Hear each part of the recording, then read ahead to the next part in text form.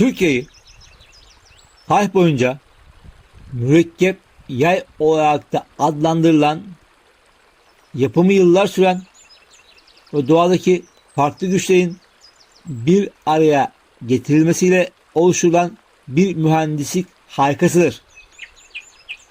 Bu yayın hikayesi sadece bir silahın üretimini değil, aynı zamanda büyük bir sabır ve ustalığın aşamalarını anlatır.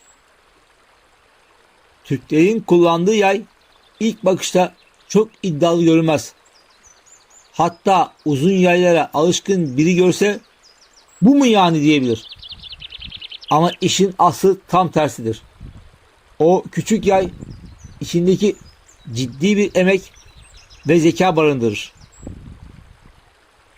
Türk yayının yapımında kullanılan malzemeler ve doğanın dengesinin birleşip elle tutulur halidir. Bir Türk yayının yapımı doğadaki dört temel zıt gücün kusursuz bir uyumla birleştirilmesine dayanır. Bu yay tek bir parçadan yapılmaz. Bir nevi farklı şeylerin bir araya getirilmesiyle oluşur. İç kısmında ağaç vardır. Bu yayın omurgası gibi düşünülür. Ama tek başına ağaç yeterli değildir. İç tarafa boynuz eklenir. Bu yağı sıkışmaya karşı güçlü yapar. Dış tarafına da hayvan sinirleri yapıştırılır. Sinirler kuruyunca lif lif gerilir ve çekince büyük bir esneklik sağlar. Yani aslında yay iki zıt özelliği aynı anda taşır. Hem serttir hem esnektir. Zaten onu özel yapan şey de bu dengedir. Bu parçalar gelişigüzel birleştirilmez. Kat kat yapıştırılır, düzeltilir, tekrar bağlanır. Sonra da uzun bir bekleme süreci başlar. Bazen aylarca, bazen bir yıla yakın dinlendirilir. Çünkü yay ne kadar iyi kurursa o kadar sağlam ve güçlü olur. Bu yüzden iyi bir yay yapmak sabır ister. Acele eden usta iyi yay çıkaramaz. Bu malzemelerin her birinin seçilme nedeni yayın mekanik işleyişindeki rolleriyle doğrudan ilişkilidir. Yayın iskeleti olan ahşap kısım genellikle akça ağaçtan seçilir. Bu ağaç hem hafif hem de esnektir. Yayın formunu tutan bir iskelet görevi görür. Yayın karın denilen okçuya bakan iç tarafına manda boynuzu yerleştirilir. Boynuz doğada basınca karşı en dirençli maddedir. Yay çekildiğinde iç taraf sıkıştığı için boynuz bu baskıyı karşılar ve yayın kırılmasını engeller.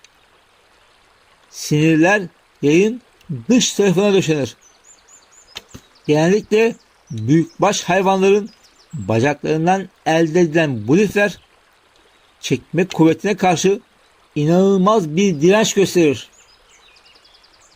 Yay çekildiğinde bu sinirler bir lastik gibi gerilir ve bırakıldığında oku büyük bir hızla ileri fırlatacak olan asıl enerjiyi sağlar.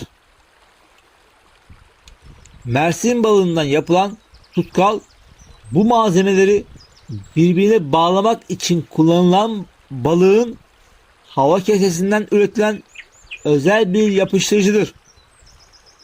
Bu tutkalın özelliği kuruduğunda o malzemelerin esnekliğini bozman, onları tek bir parça haline getirmesidir. Bu süreç zamanla yarışan bir sabırdır. Türk yayının yapımı bir zanaat olmanın ötesinde mevsimlerle yapılan bir işbirliğidir. Bir yayın tamamlaması genellikle 1 ile 3 yıl arasında sürer.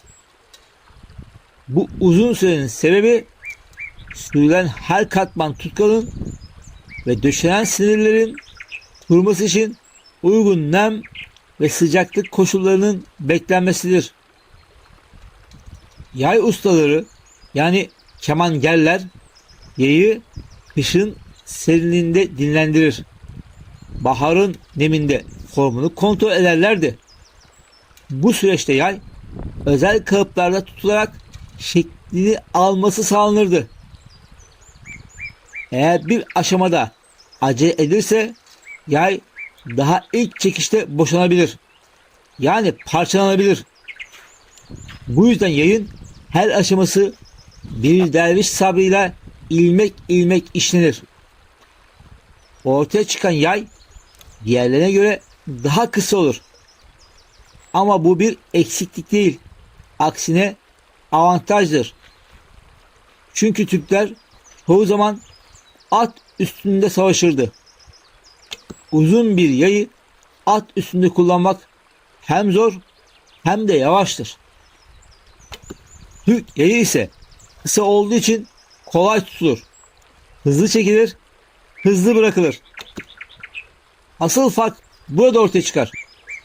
Bu yay hızlı kullanım için yapılmıştır.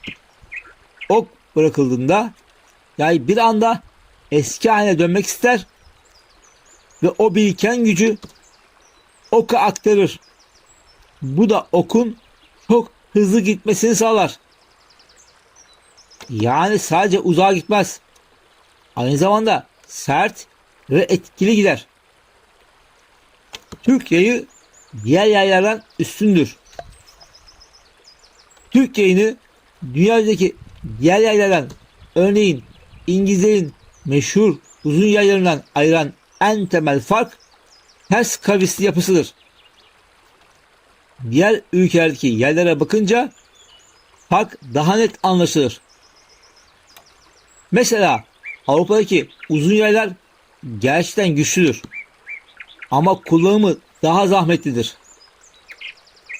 Sabit dururken iyidir ama hareket halindeyken pek rahat değildir. Türk yayı ise savaşın içinde, hareketin ortasında kullanılmak için yapılmıştır. Bu yüzden Türkler savaşta sadece güçle değil, hızla ve çeviklikle öne çıkmıştır. Düşman daha yaklaşmadan oklar gelmeye başlardı.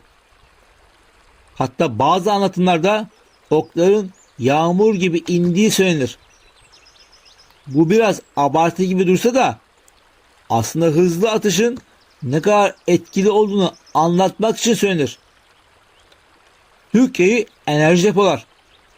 Bir Türk yayını elinize aldığınızda aslında yayın ters durduğunu görürsünüz.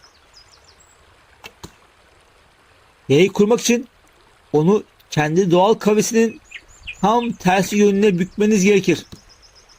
Bu okun yaydan çıkmadan önce bile muazzam bir potansiyel enerjiyle dolması demektir. Türk yayı hız ve menzil açısından zirvedir. Avrupa yayları 1,5 metreden uzundur ve oku büyük bir kavisle fırlatır. Türk yayı ise yaklaşık 110-120 santimetredir. Küçük boyuna rağmen oku bir mermi hızıyla gönderir. Menzil okçuluğunda bu yaylar 800 metrenin üzerindeki mesafeleri görerek tarihe dünya rekorlarını not düşmüşlerdir. Türk yayı atlı okçulukta kullanmaya müsaittir. Küçük ve kompakt yapısı atın üzerinde her yöne hareket etmeyi sağlar. Bir Türk okçusu atı 4 nala girerken eğer üzerinde geriye dönüp tam isabetli atış yapabilir. Bu o dönemde diğer orduların karşılaşmaya korktuğu bir üstünlüktü.